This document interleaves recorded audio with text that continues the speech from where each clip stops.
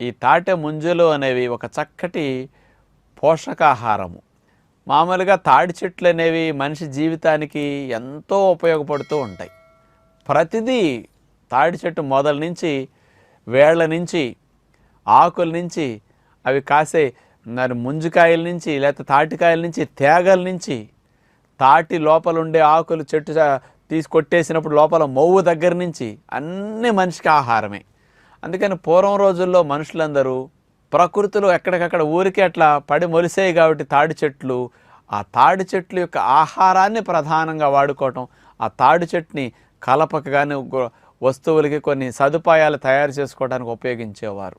మరి అట్లాంటి తాటి ముంజలు వేసవికాలంలో ముఖ్యంగా ఏప్రిల్ నెల, మే నెల వచ్చినాయంటే తాటి ముంజలు బాగా విరివిగా దొరుకుతుంటాయి. చాలామంది తాటి ముంజలు కడుపు నొప్పి వస్తుందని, తేడా చేస్తుందని భయపడుతూ ఉంటారు.